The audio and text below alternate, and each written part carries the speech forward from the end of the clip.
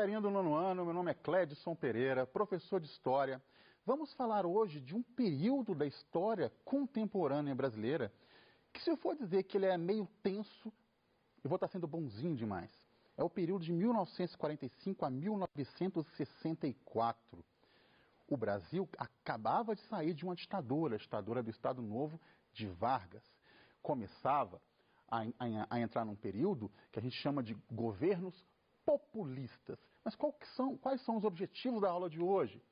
Eu quero que vocês entendam ao final da aula qual a importância da democracia do Brasil pós-Estado Novo, qual é o conceito de populismo, como isso afetou e contribuiu para o golpe de 64, que inicia o período da ditadura brasileira que vai durar até 1985. Então, vamos compreender qual é a posição principalmente de um homem chamado Getúlio Vargas na história do Brasil. Primeiramente, o que é populismo? Populismo é uma forma de governo onde o líder, o presidente, vai se aproximar da população com um interesse talvez escuso. Ele tem que abranger as seguintes características. Ele vai ser carismático, ele vai se aproximar do povo, vai fazer com que aquela população olhe para aquele líder e perceba, esse cara é gente boa. Ele parece ser gente da gente. Eu posso confiar nesse cara. Ele vai ter um forte sentimento de nacionalismo e defesa de todos os grupos sociais. Sempre vai vir com um discurso assim: eu não governo para nem A nem B. Eu governo para um Brasil inteiro. Não existe grupo social no Brasil, existe apenas Brasil, dando um exemplo aqui de populismo no Brasil. Isso é muito comum na América Latina e foi muito forte neste período no Brasil. Outra característica, ele vai usar este carisma com o povo para fazer uma troca de favores com os poderosos próximos da política do grupo a que ele pertence. Ele vai dar benefícios a esse povo? Vai. Ele vai fazer este povo confiar nele? Vai. Este povo vai ficar tão feliz com aquela ação de benefício que este líder deu a ele, que não vai questionar as ações duvidosas que este líder possa ter a vir em relação à política aos próximos dele. Então, o presidente populista, ele não pertence ao povo, ele manipula o povo. Ele faz com que o povo acredite nas coisas que ele fala para que não haja contestação de suas ações. Outra característica, o líder sempre vai ser maior que o próprio partido. O sistema partidário é apenas uma característica, ele é inferior ao carisma deste líder. O populismo no Brasil vai ser iniciado com Vargas. Vou precisar que vocês voltem lá, meus queridos do nono ano, lá na matéria da Era Vargas, de 1930, quando Vargas chega ao poder aplicando um golpe de Estado, governa provisoriamente, cria uma Constituição onde ele é o beneficiado. Quando ele deveria sair, ele dá um outro golpe de Estado, portanto, Vargas dá um golpe de Estado num país que ele já havia dado um golpe de Estado. Cria uma ditadura chamada de Estado Novo, só que nesse interim, neste período, às vezes ditatoriais, ele cria o que chamamos de direitos trabalhistas. Para quê? O povo não merece o direito trabalhista? Merece. Mas por ter criado, por ter sido bonzinho com o povo, sempre aparecer como aquele grande salvador, aquele homem, aquele velhinho que aparecia nos jornais, nas revistas, em cartilhas escolares, abraçando criança, dando abraço nos mais pobres, o povo não iria questionar as ações duvidosas que ele próprio tomava. Os últimos 7 anos do governo foi uma ditadura. Não existia partido político, não existia sistema eleitoral, não existia liberdade de expressão. Mas havia contestação por parte do povo? Não. Porque o povo estava muito favorável às ações desse governo, porque ele tinha dado a eles direitos trabalhistas. Um grande exemplo disso, que Vargas não era este homem bonzinho que o populismo pregava, é que Olga Benário, presa por ele em 1935, mulher de Luiz Carlos Prestes, seu inimigo político, ela é enviada grávida à Alemanha nazista. Ou seja, uma alemã judia enviada por Vargas a um campo de concentração, estando grávida. O destino de Olga, logo após ter a filha, que era filha de Carlos Prestes, ela morre num campo de concentração. Só que Vargas, apesar de ter essa mancha no seu currículo presidencial, sempre vai ser lembrado aí pela ação populista como aquele presidente que criou os direitos trabalhistas para a população. Somente Vargas foi? Não. De 45 a 64, todos estes presidentes, Dutra, Vargas de novo, JK, Jânio Quadros e Jango, que era o apelido de João Goulart, vão ser considerados presidentes populistas. Em 64, João Goulart, já vou falar mais à frente, ele é deposto. O que é importante a gente lembrar agora? Vargas, ele é deposto do poder pelos militares. Na verdade, antes de ser deposto, ele renuncia justamente para não ser deposto, para que o Brasil voltasse a ter um período de redemocratização. Ou seja, o Brasil voltaria a ser uma democracia. De que forma? Meus queridos do nono ano, qual o melhor exemplo de democracia? Eleição. É marcada uma eleição presidencial ainda em 1945. Outro fator, o Brasil volta a ter um sistema pluripartidário, ou seja, os partidos políticos voltam a ter direito a lançar candidaturas. Vai surgir o partido PSD, que é o Partido da Social Democracia, que não tem a ver com socialismo. Ele vai ser formado pela velha elite agrária lá da República do Café com Leite e muitos membros do antigo Estado Novo. Então, eles são varguistas, muito favoráveis ao próprio Getúlio Vargas. Vai surgir o PTB, Partido Trabalhista Brasileiro, ligado ao trabalhismo, com o slogan de defender os direitos trabalhistas criados por Vargas. Então, com muita adesão do operariado e, com certeza, varguista, conta com apoio de Vargas. Vai ter a volta do PCB, Partido Comunista Brasileiro, criado lá em 1922, colocado na ilegalidade, agiu na clandestinidade por todos esses anos e em 45 volta a ter legitimidade. E vamos ter a UDN. Este partido é de extrema importância, porque ele é o partido de extrema direita brasileiro. Ele é formado por antigos membros da AIB, se vocês lembrarem lá da aula, lá quando estudaram lá, meus queridos do nono ano, a Era Vargas tinha a Ação Integralista Brasileira, que eram os fascistas brasileiros. Muitos formaram a UDN, formado por militares conservadores e formados pelo grande empresariado brasileiro. Quase todos os empresários ricos brasileiros eram apoiadores da UDN. Como que se configurou as eleições para presidente de 45?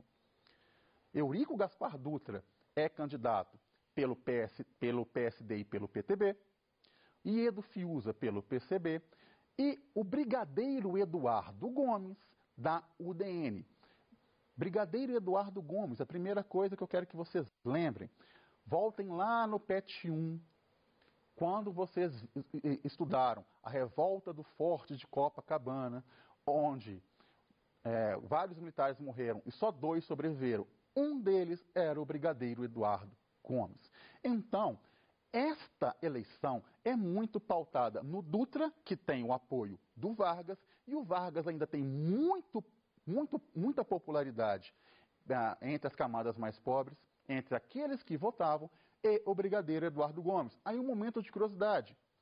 A campanha do brigadeiro Eduardo Gomes, e brigadeiro é uma patente da aeronáutica, uma patente militar, ela foi formada por donas de casa do estado de São Paulo, que começaram a enrolar docinhos de chocolate e pedir votos para o brigadeiro. Hoje chamamos esse docinho de chocolate de brigadeiro, em homenagem ao brigadeiro Eduardo Gomes. Pelo apoio de Vargas, esta eleição é vencida por Eurico Gaspar Dutra.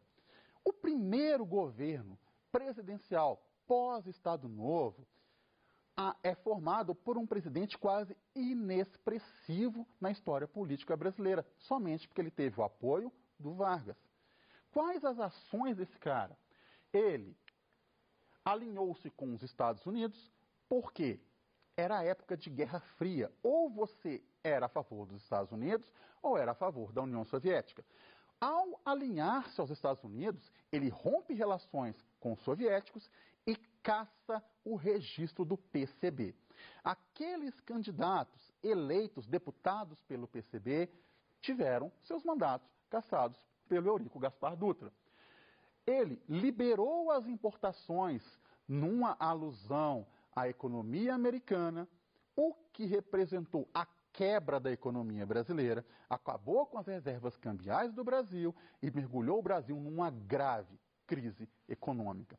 Então, o primeiro governo pós-Estado Novo pode ser resumido numa palavra: desastroso. Vem a eleição de 50. Quem vai vencer? Getúlio Vargas. Ele vai usar sua popularidade para fazer uma aliança do PTB com o PSP, que é um partido muito forte, que era um partido muito forte em São Paulo, e vai retornar, mesmo sendo um ex-ditador, retornar democraticamente à presidência do Brasil. Sua ação é pautada no nacionalismo desenvolvimentista. Ele quer fazer do Brasil um país forte, alinhado com os Estados Unidos, mas não subserviente aos Estados Unidos. Quem vai ser o principal adversário de Getúlio Vargas? Um jornalista do Rio de Janeiro chamado Carlos Lacerda, que era da UDN. O Lacerda teria dito uma frase: Getúlio Vargas, se candidato, não pode ser eleito. Se eleito, não pode tomar posse. Se empossado, não pode governar. Já é uma alusão a um golpe de Estado que a UDN estava preparando para tomar o poder. O Getúlio Vargas, ele vai criar um governo pautado na criação de empresas estatais, ou seja, governamentais, para fortalecer a economia do país. Essas empresas, a mais famosa dela é a Petrobras, com o slogan "O petróleo é nosso". Vai criar o BNDE, que hoje é o BNDES, para desenvolver o crescimento de economias, tudo com dinheiro estatal, tudo com dinheiro público. No final do seu governo, no final do seu mandato, ele vai criar ainda a Eletrobras, que é as centrais elétricas de todo o Brasil. Vai criar um forte cabide de emprego na geração de empregos públicos. Entretanto, mesmo criando essas empresas estatais, mesmo talvez aumentando, salvando a economia brasileira, o Vargas não vai ter paz com Carlos Lacerda. Por quê? O Carlos Lacerda vai começar a acusar o Vargas de ser corrupto, o que é muito fácil para ele, porque o Lacerda tinha um jornal só para ele. O Gregório Fortunato, que era o chefe de segurança de Vargas, vai tentar matar o Carlos Lacerda em agosto de 54. Entretanto, quem morre é o segurança do Lacerda, um major da aeronáutica chamado Rubem Vaz. Carlos Lacerda não perde tempo, acusa Vargas de tentar matá-lo. Vargas perde os militares e não tem outra solução. Ou ele renuncia, ou ele é deposto pelos militares, que estavam preparando um outro golpe. Qual a solução encontrada pelo Vargas? O suicídio. O suicídio, onde ele deixa uma carta expressa, aberta à população, e que termina falando: saio da vida pública para entrar para a história. A ação que vocês têm que entender de Getúlio Vargas é que ele era tão orgulhoso que ele prefere se matar a ter a vergonha de ser deposto. Ao se matar, ele entra para a história do imaginário da política brasileira. A população que o acusava de assassinato agora chora a sua morte. Quem vai ser eleito pós-Vargas é o mineiro Juscelino Kubitschek, conhecido como JK. É um período conturbado, porque a UDN não quer deixar o JK assumir, mesmo vencendo as eleições. Num período de 2 anos, o Brasil vai ter 4 presidentes, 3 deles sendo interinos, e somente por um golpe preventivo de um marechal chamado Teixeira Lott, que JK, eleito por uma margem mínima de votos, consegue tomar posse. Tá? Quais são as ações do JK? O slogan, 50 anos em 5, ou seja, avançar o Brasil tecnologicamente 50 anos em seu mandato. O Brasil, nos anos 50, não era um país tecnológico, era um país essencialmente agrário. Ele lança o seu plano de metas, que é investir em áreas estratégias da sociedade brasileira, como transporte, fornecimento de energia, indústrias de base, começa a trazer a indústria automobilística para o Brasil, cria estradas cortando todo o território do brasileiro. A mais famosa dela é a Belém-Brasília, o que representou um impacto ambiental muito grande. Mas o maior legado de JK, e por isso que ele vai ser populista, é a criação da nova capital, que nós chamamos de Brasília. Qual é o populismo do JK? É fazer todas estas obras com dinheiro público, pegando empréstimos de fora, aumentando a inflação e a população não questionando, porque ele era considerado um presidente bossa nova, um presidente popular, gostava de uma festinha. Então criou-se a imagem desse presidente boêmio, enquanto ele gastava rios de dinheiro para compor o seu plano de metas e não imaginando que a inflação fosse tão grave. O JK sai, quem vai assumir já em Brasília é Jânio Quadros, talvez o presidente mais excêntrico do Brasil, porque ele era da UDN, ou seja, ele era de extrema direita. Lança um slogan, varrer a corrupção do Brasil. Para se parecer mais popular, a campanha do Jânio Quadros era pautada por ele falar, acreditem, cuspindo nas pessoas por parecer mais pobre. Eu não sei se pobre geralmente cospe assim nas pessoas, né? Deixar caspa no paletó, andar com uma vassoura na mão, errado ou não, ele conseguiu os votos. Quais as primeiras ações do Jânio Quadros enquanto presidente do Brasil? Ele vai começar uma série de proibições de aspectos culturais brasileiros que vai enfurecer a sociedade brasileira. Por exemplo, ele proíbe o uso de biquíni e maiô, principalmente nos concursos de Miss. Ele proíbe a rinha de galo. Ele proíbe o lança-perfume nos bailes de carnaval. Ele vai tomando um ar de impopularidade que a população não quer nem ver o Jânio Quadros pintado de ouro. No campo político, ele, de extrema direita, vai condecorar o líder guerrilheiro comunista Che Guevara, o que vai representar um choque ao próprio partido. Para assustar todo mundo, em agosto do ano que ele toma posse, ele renuncia, alegando forças ocultas. O que se sabe até agora é que ele imaginava que a popularidade dele era tão grande, que o povo pediria para ele ficar. Ele vai ser substituído pelo Jango, ou o João Goulart, que era um cara ligado ao trabalhismo, que estava na China, ou seja, num país comunista, quando ele renuncia. A UDN, os militares, a ala conservadora da sociedade, vai considerar o João Goulart uma ameaça comunista, mesmo ele não sendo comunista, vai tentar impedir sua posse. O cunhado dele, governador do Rio Grande do Sul, Leonel Brizola, vai lançar a campanha da legalidade, exigindo que se cumpra a Constituição e que João Goulart torne-se presidente do Brasil. Ele vai assumir mediante um acordo com o Congresso Nacional. O Brasil vai ser governado por um regime parlamentar. é aquele onde as principais ações são tomadas pelo Congresso e não pelo presidente. É marcado um plebiscito, ou seja, uma vontade popular para o ano de 65. João Goulart promete reformas de base, amplia direitos dos trabalhadores rurais, estende voto analfabeto, o que vai torná-lo extremamente popular entre a classe mais pobre. Ele consegue antecipar o plebiscito para 63, ele torna-se a ser presidente no regime presidencialista, enfurece a ala militar e o empresariado brasileiro, que passam agora a preparar um golpe militar, que vocês vão ver já na próxima semana do PET, que a gente começa o período militar brasileiro. Então, portanto, meus queridos do nono ano, encerro aqui essa aula.